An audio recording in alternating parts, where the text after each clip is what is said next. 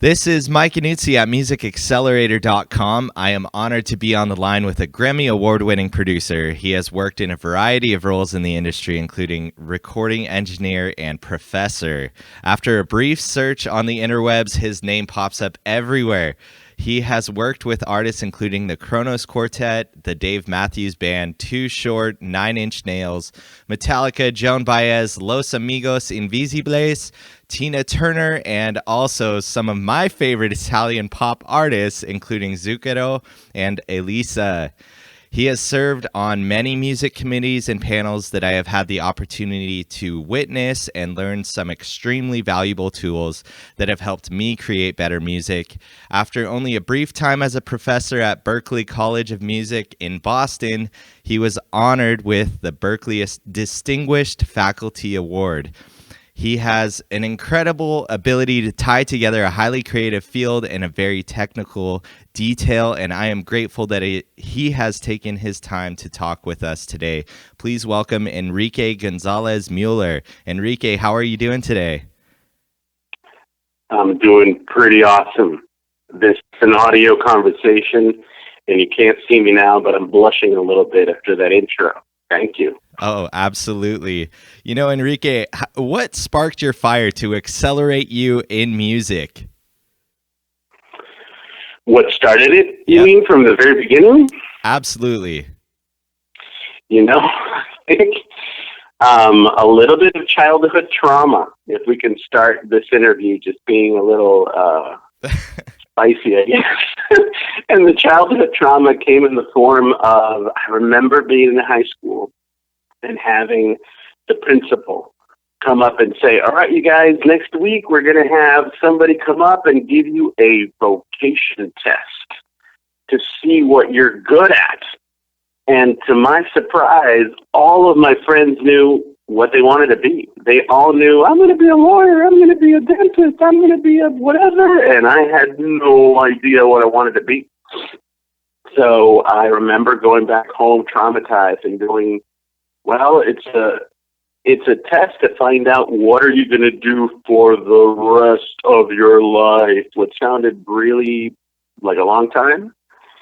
So the only thing that I could come up with, it's got to be something with music, because music is the one thing that I do 25 hours a day, and I love it, and I can envision myself doing it for the rest of my life.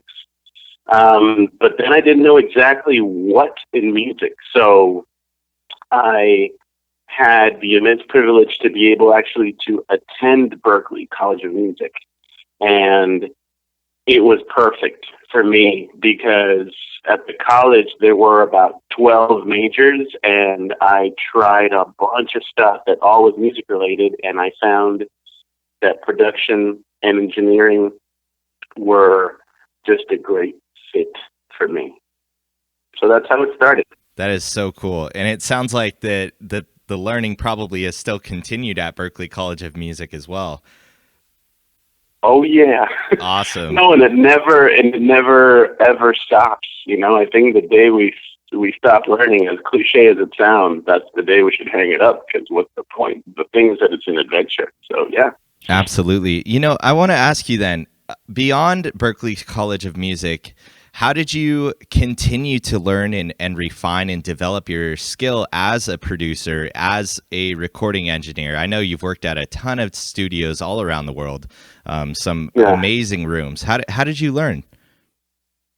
You know, well, back in the day when I graduated from college, which was in '99, it was almost expected that you're going to have a second college education, if you will, working at big recording studios, because that's mainly where records happen. You know, things are obviously different nowadays. But so when I graduated, I moved to the Bay Area, California, and I started working at the Plant recording studios in Sausalito. And I started out just as an intern that would go get lunch and clean the bathroom and do things like that. And then I moved on to, actually the first job I ever had was working for Metallica, just for their manager. So After that, the studio offered me a job, and I started assisting. After that, I started engineering. Then I got called to do some things in Venezuela and produce. So I think after college, basically my ego took a big blow, and I thought that I was ready to do it. And the gigs that I was getting was cool. You can start tomorrow interning. But it was the best thing that could have happened, really, because it taught me all the things that you don't get in college, which is the importance of being really humble, the importance of being just hyper responsible and accountable on a professional level. It taught me how actual records are made. It taught me how to break the rules of audio. So that was kind of, like I said a moment ago, my second college education, and it just has continued and continues.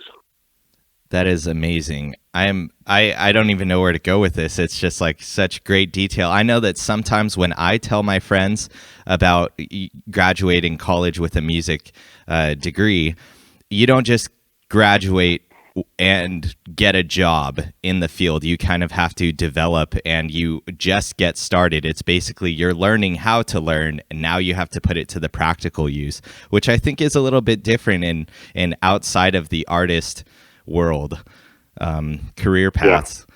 So I guess then, what would your day-to-day life be like in a studio while you're working on a new record as a producer, or as your role at Berklee College of Music as a professor? What's your day-to-day life like in those variety of roles? Well, nowadays, as you mentioned a moment ago, I'm a professor here at Berklee College of Music, which is, I have to say, the most intense endeavor I've ever taken on. More intense than being in the studio and working 20 hours a day and just doing that. This is more intense than that.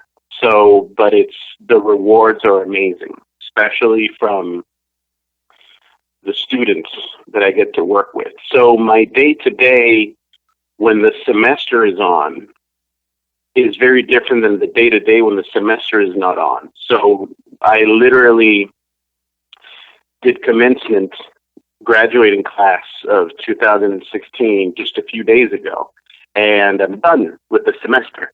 So right now I am doing a new album. I'm producing about half of the new Los Amigos Invisibles record.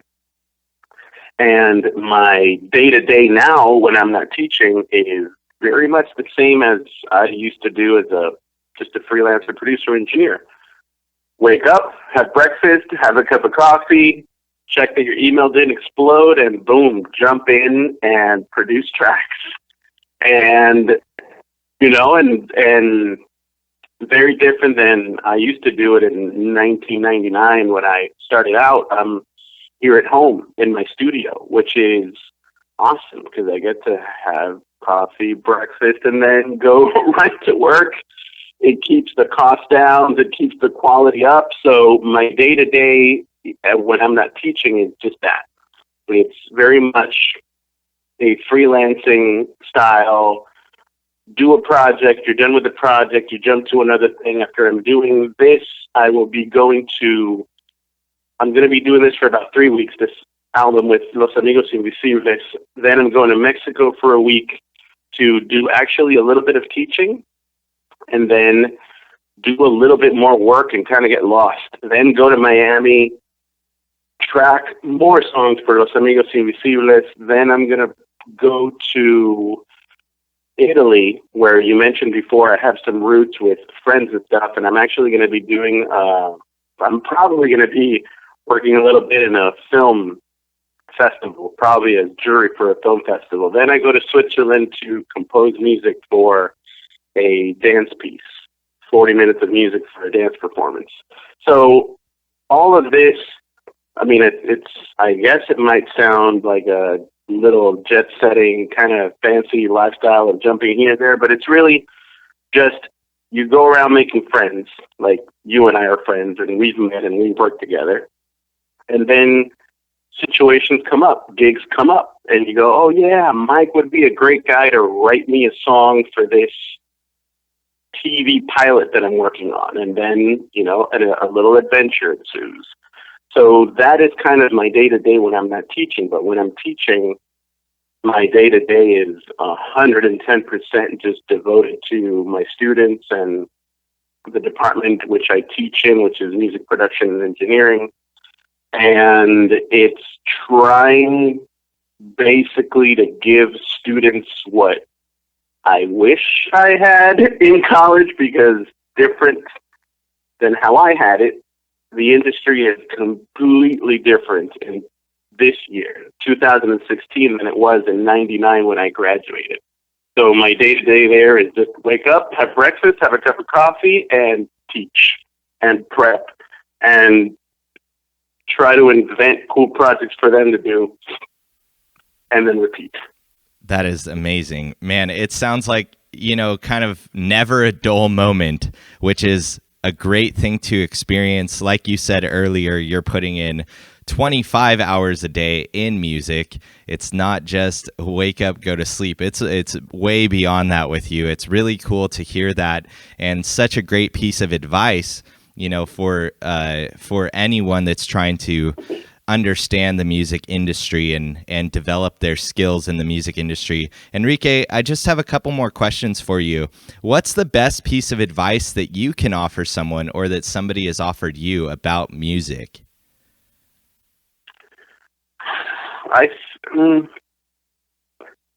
Advice is a big word, you know, and it carries with it a lot of responsibility. So if I could rather just share notes that I found have been useful to me, but then again, just filtered through my personality.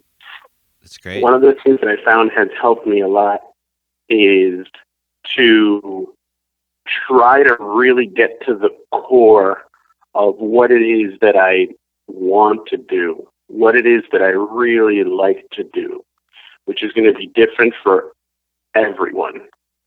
So sometimes I find, you know, going back to the teaching thing, which is just very present in my life right now, I see my students who have a lot of dreams and hopes, and they are investing a ton of energy, time, and money to develop themselves to do something. And sometimes I see students have, instead of asking themselves, what is it that I like to do, they have a very acute understanding of who they want to be already in 10 years. And they say, I want to be a mix engineer just like fill in the blank of famous mix engineer. And the thing that has been really useful for me has been, instead of doing that, it's been more, well, do you like to work with people? Meaning have communication and feedback and just a human connection that is happening live while you make music? Or do you want to rather geek out on your laptop and make music that way? Do you want to be part of the creation of it, or do you want to be part of the just putting together the pieces afterwards and making it fit into something? Do you, even taking it a step further, just what do you want your lifestyle to be like? So I think once I define those things, it's then very easy to find something that has to do with music. The important thing is that it has to fulfill those characteristics. So it's not so much, I want to be a mix engineer making only pop records, but rather, I want to make these type of things, and then trying to find something, or saying yes to the things that are going to put you there or that are stepping stones to that, versus the opposite. So I hope that it doesn't, that it sounds too vague, but I guess if this is in order, what it gives you is the ability to diversify the thing that you do. So I guess if I was to give me advice, is don't be afraid to do a bunch of different stuff. Because one, I personally find that it's really fun. You know, that one day you're mixing a track, another day you're arranging a track, another day you are hopping on a truck and loading it up with gear with a band and traveling somewhere to go play a gig. To it doesn't matter, as long as whatever you do keeps pushing you in the direction that you would want to put yourself into. Does that answer your question, or was that... That was incredible. That was so incredible. I think that's very valuable for anyone to hear. And, you know, there is no right answer. I think it's just as long as you're doing something to continue to pursue. I think that's why I wanted to start taking these phone calls and sharing this information with others. It's not just something that you graduate as school and get a degree in, and then all of a sudden you have the job as a musician or music producer or whatever. You're just starting to learn.